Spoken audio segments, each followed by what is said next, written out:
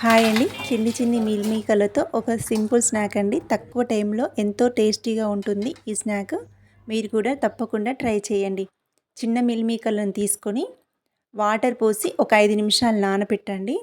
5 నిమిషాల తర్వాత మిల్ మేకర్లు మొత్తం వాటర్ అంతా పీల్చుకొని బాగా ఉబ్బుతాయండి.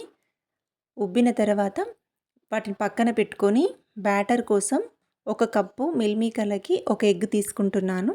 ఒక ఎగ్గుని గిన్నెలో పోసుకొని చిటికెడంత పసుపుని యాడ్ చేయండి. కారం, ఉప్పు, అలానే అల్లం వెల్లిగడ్డ పేస్ట్ వేసి ఈ ఎగ్గుని బాగా బీట్ చేసుకోండి. ముందుగా నానబెట్టుకున్న మిల్ మేకర్లోని వాటర్ అంతా తీసివేయండి. ప్లీజ్ ఫస్ట్ మన ఈ ఛానల్ని వాచ్ చేస్తున్నట్లయితే తప్పకుండా సబ్స్క్రైబ్ చేసుకోండి. అలానే వీడియోస్ అన్నింటిని వాచ్ చేసి లైక్ కూడా చేయండి మీకు నచ్చినట్లయితే. మిల్ మేకర్లోని వాటర్ అంతా తీసివేసి ఎగ్ బ్యాటర్లోకి వేసుకొని ఎగ్గు మిల్ మేకర్లు మొత్తం బాగా కలుపుకోవాలండి.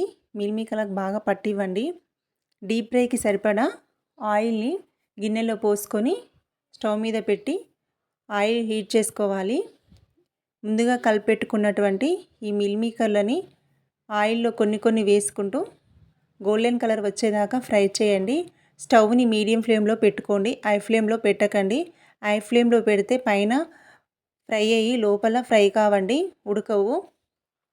అన్నింటినీ మీడియం ఫ్లేమ్లో పెట్టుకొని ఫ్రై చేసుకోండి గోల్డెన్ కలర్ వచ్చేదాకా. ప్లీజ్ మన ఛానల్లోని వీడియోస్ తప్పకుండా వాచ్ చేయండి. అలానే షేర్ కూడా చేయండి.